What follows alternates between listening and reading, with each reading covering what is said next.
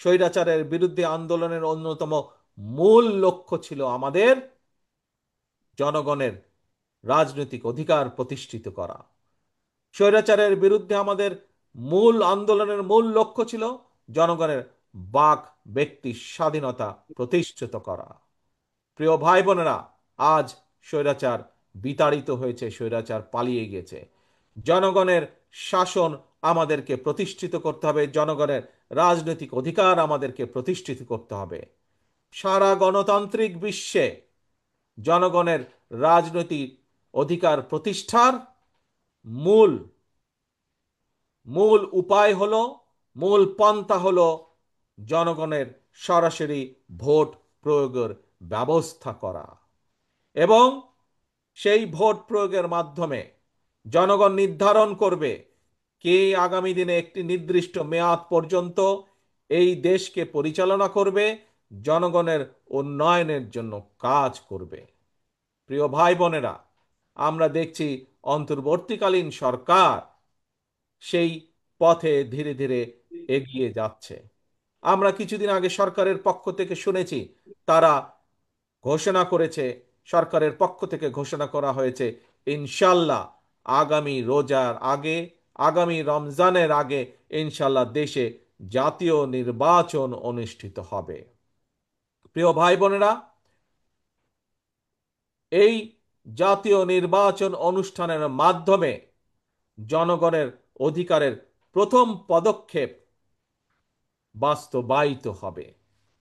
এখন শুধু ভোট হলেই হবে না, ভোটের মাধ্যমে শুধু সরকার গঠন করলেই হবে না।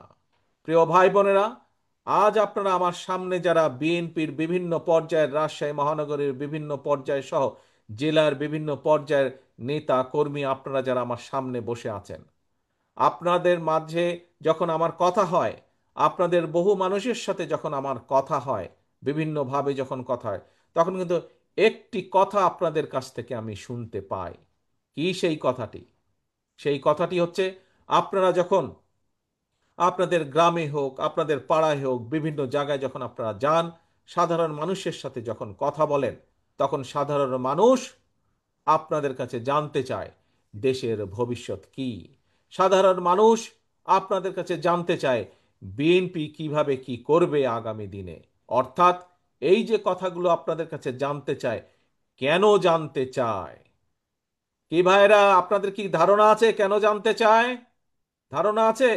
কারণ বাংলাদেশের জনগণ, বাংলাদেশের অধিকাংশ জনগণ বিএনপির উপরে আস্থা রাখতে চায়, এবং যেহেতু আপনি একজন বিএনপির নেতা বা বিএনপির কর্মী, সেই জন্য সে বা তারা আপনাদের কাছে জানতে চায় দেশ এবং দেশের জনগণের ভবিষ্যৎ কি হবে। প্রিয় ভাই বোনেরা, একটু আগে আমি বলেছি স্বৈরাচার বিতাড়িত হয়েছে, জনগণের রাজনৈতিক অধিকার ধীরে ধীরে প্রতিষ্ঠার দিকে এগিয়ে যাচ্ছে। আগামী নির্বাচনের মাধ্যমে জনগণের রাজনৈতিক অধিকার প্রতিষ্ঠার প্রথম পদক্ষেপ ইনশাল্লাহ বাস্তবায়িত হবে। কিন্তু সেখানে থেমে থাকলে তো চলবে না আমাদের। ইনশাল্লাহ আমরা দৃঢ়ভাবে বিশ্বাস করি, আমরা দৃঢ়ভাবে বিশ্বাস করি আগামী নির্বাচনে ইনশাল্লাহ দেশের অধিকাংশ জনগণের সমর্থন ধানের শীষ তথা বিএনপি পাবে। এবং ধানের শীষ এবং বিএনপি পাবার পরে আমাদের সামনে অনেকগুলো চ্যালেঞ্জ আছে।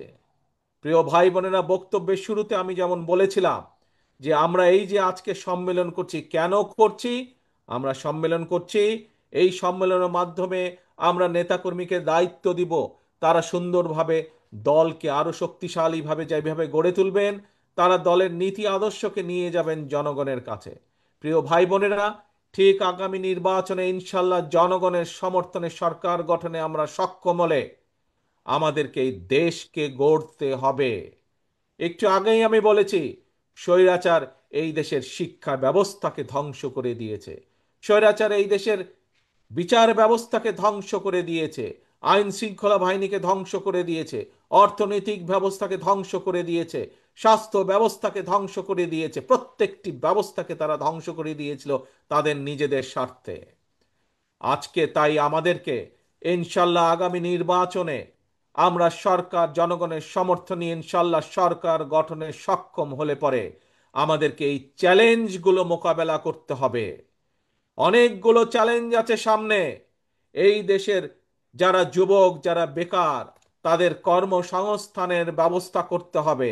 যুবকদেরকে হয় আমাদের ট্রেনিং দিতে হবে, দক্ষ করে গড়ে তুলতে হবে। দক্ষ করে গড়ে তোলার মাধ্যমে তাদের কর্মসংস্থান দেশে এবং বিদেশে করতে হবে। প্রিয় ভাই বোনেরা, স্বৈরাচার শিক্ষা ব্যবস্থাকে ধ্বংস করে দিয়ে গেছে। আমাদেরকে এই শিক্ষা ব্যবস্থাকে ঢেলে সাজাতে হবে। আমাদেরকে প্রাথমিক পর্যায় থেকে শুরু করে স্কুল কলেজ পর্যায় পর্যন্ত আমাদেরকে ভালো শিক্ষক নিয়োগ করতে হবে, নতুন শিক্ষক নিয়োগ করতে হবে। এর মাধ্যমে যেমন কর্মসংস্থানের ব্যবস্থা করতে হবে, একইভাবে শিক্ষার আলো পৌঁছে দিতে হবে আমাদের শিক্ষার্থীদের কাছে। কারণ এই শিক্ষার্থী তারাই হচ্ছে আমাদের ভবিষ্যৎ বাংলাদেশ। আমাদের ভবিষ্যৎকে গড়ে তুলতে হবে। প্রিয় ভাই বোনেরা, আমাদের স্বাস্থ্য ব্যবস্থা আমাদের স্বাস্থ্য ব্যবস্থা ভেঙে ফেলেছে একদম। আমরা দেখেছি স্বৈরাচারের সময় যাদের পক্ষে সম্ভব হয়েছে, স্বৈরাচার এমনভাবে স্বাস্থ্য ব্যবস্থাটাকে সাজিয়েছিল যাতে করে মানুষ বাধ্য হয় পার্শ্ববর্তী একটি দেশে গিয়ে স্বাস্থ্য সেবা নেবার জন্য। এই দেশের ডাক্তার নার্সদের, এই দেশের চিকিৎসা কেন্দ্র হসপিটালগুলোর ব্যবস্থাগুলো একদম ধ্বংস করে দিল। ইচ্ছা করে তারা পাঠিয়ে দিত ভিন্ন একটি দেশে, পার্শ্ববর্তী দেশে। এবং আমাদের যেরকম ধ্বংস করে দিয়েছে চিকিৎসা ব্যবস্থা, একইভাবে বৈদেশিক মুদ্রাগুলাও চলে যেত, চিকিৎসার নাম করে বৈদেশিক মুদ্রা চলে যেত। প্রিয় ভাই বোনেরা, এই ব্যবস্থার পরিবর্তন করতে হবে। আমাদের নিজেদের ডাক্তার গড়ে তুলতে হবে, নিজেদের নার্স গড়ে তুলতে হবে। আমাদেরকে আমাদের হাসপাতালগুলোকে এমনভাবে ধীরে ধীরে গড়ে তুলতে হবে যাতে বাংলাদেশের মানুষ, সেটি ধনী হোক গরিব হোক যেই মানুষই হোক না কেন, সঠিকভাবে এই দেশের হাসপাতালগুলোতেই যেন মানুষ চিকিৎসা পায়। প্রিয় ভাই বোনেরা, বাংলাদেশ একটি কৃষি প্রধান দেশ। এই রাজশাহী মহানগরী বা এই রাজশাহী জেলা, এই রাজশাহী বিভাগ, আমরা দেখেছি কিভাবে ফারাক্কার কারণে আজ পদ্মা নদী শুকিয়ে যাচ্ছে। আমরা দেখতে পাচ্ছি কিভাবে একসময় সুজলা সুফলা সবুজে ছায়া ছিল, সেখানে এই পানির অভাবে কিভাবে, পদ্মা নদীর পানির অভাবে কিভাবে চারিদিকে মরুভূমি হয়ে যাচ্ছে ধীরে ধীরে। প্রিয় ভাই বোনেরা, আমাদেরকে চেষ্টা করতে হবে। আমরা আন্তর্জাতিক আদালতে যাব দরকার হলে, আমরা জাতিসংঘে যাব দরকার হলে, আমাদের পানির হিস্যা বের করে নিয়ে আসতে হবে। আবার আমাদেরকে পদ্মা নদীতে পানির ব্যবস্থা করতে হবে।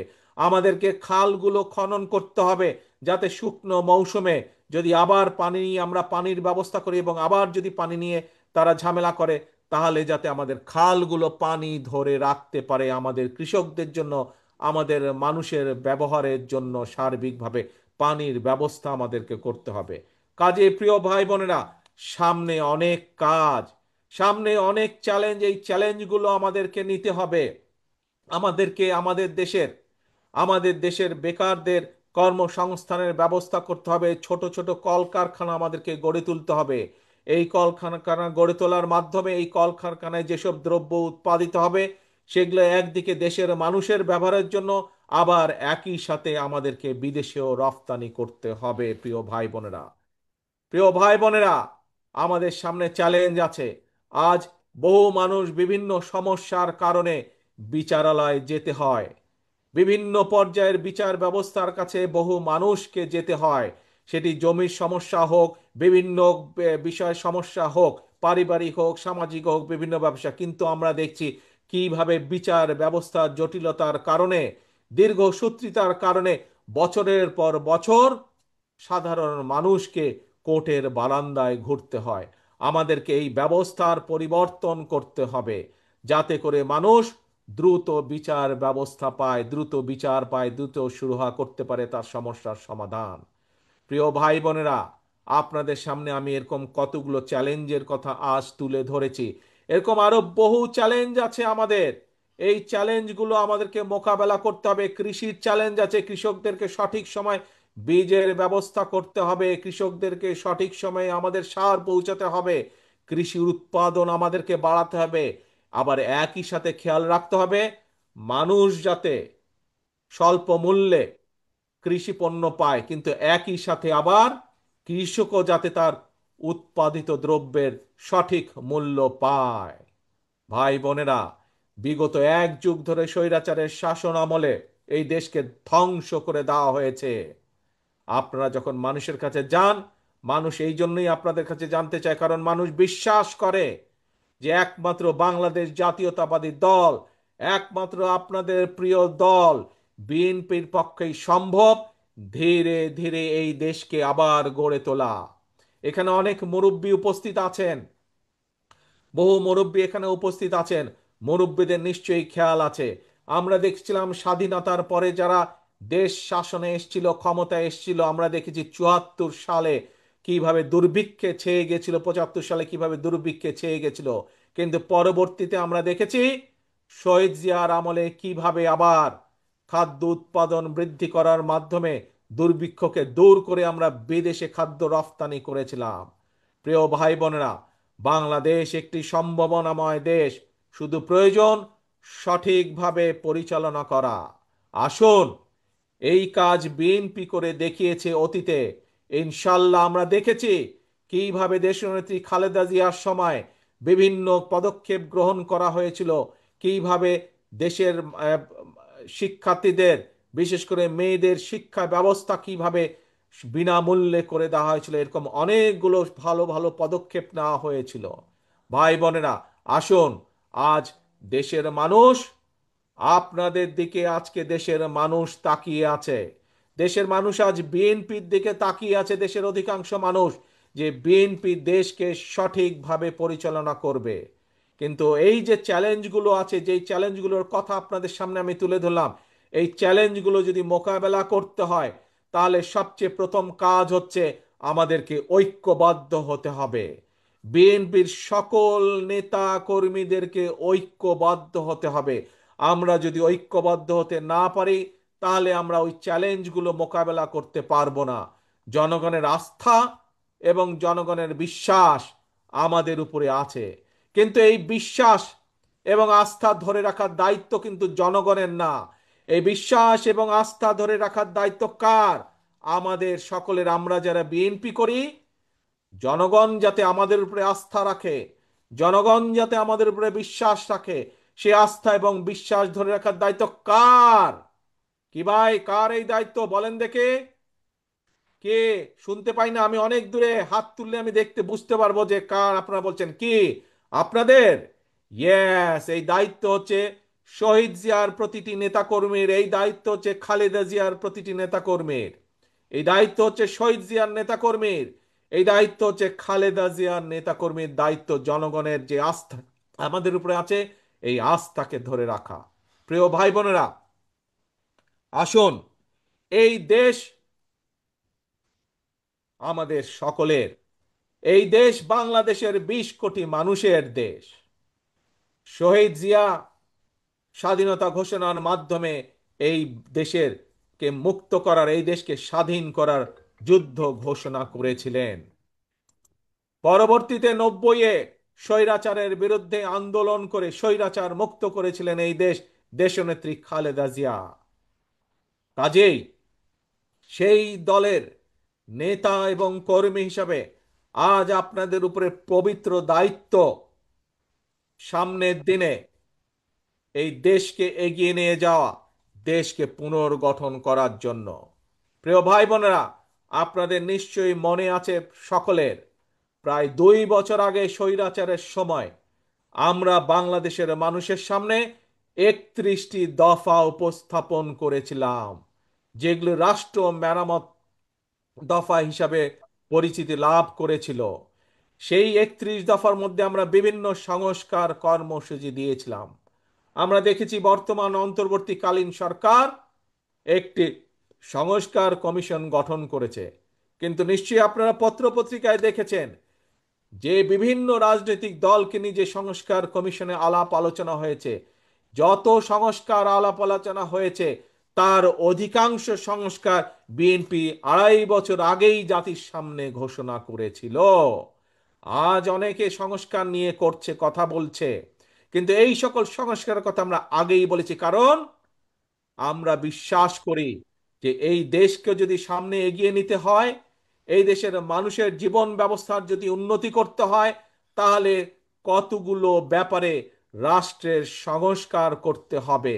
এবং সেই জন্যই আমরা অন্য কেউ চিন্তা করার আগে বিএনপি আপনাদের দলই দেশের সামনে, দেশের মানুষের সামনে সর্বপ্রথম প্রায় 2.5 বছর আগে সংস্কার প্রস্তাব উপস্থাপন করেছি আমরা।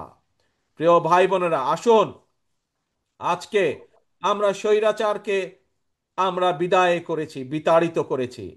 আমরা দেশের মানুষের সামনে সংস্কার প্রস্তাব দিয়েছি দেশকে পুনর্গঠন করার জন্য, দেশকে এগিয়ে নিয়ে যাওয়ার জন্য, দেশের মানুষের জীবন ব্যবস্থা ভালো করার জন্য।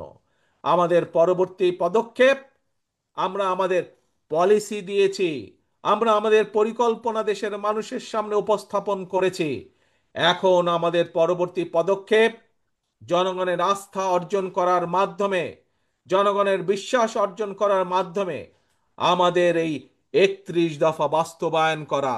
এই যে 31 দফার মধ্যে আপনাদের সামনে যে কিছুক্ষণ আগে কিছু চ্যালেঞ্জের কথা বললাম, বেকারদের কর্মসংস্থান, স্বাস্থ্য ব্যবস্থা, কৃষি ব্যবস্থা, শিল্পের উন্নয়ন, বিচার ব্যবস্থা, এই যে নদী খনন, খাল খনন, এই যে আপনাদের সামনে আমি চ্যালেঞ্জগুলোর কথা বললাম, এই চ্যালেঞ্জগুলো আমাদেরকে মোকাবেলা করতে হবে। তা না হলে দেশ পিছিয়ে যাবে, দেশের মানুষ আরো কষ্ট পাবে। কাজেই দেশের মানুষের এই কষ্ট লাঘব করতে হলে, দেশকে সামনে এগিয়ে নিয়ে যেতে হলে, জনগণের আস্থা অর্জন করার মাধ্যমে আমাদেরকে এই চ্যালেঞ্জগুলো মোকাবেলা করতে হবে। এবং তার জন্য দরকার আমাদের সকলকে ঐক্যবদ্ধ হওয়া, তার জন্য দরকার আমাদের নিজেদেরকে ডিসিপ্লিন হওয়া, আমাদেরকে ডিসিপ্লিন হওয়া দরকার, আমাদেরকে ঐক্যবদ্ধ হওয়া দরকার।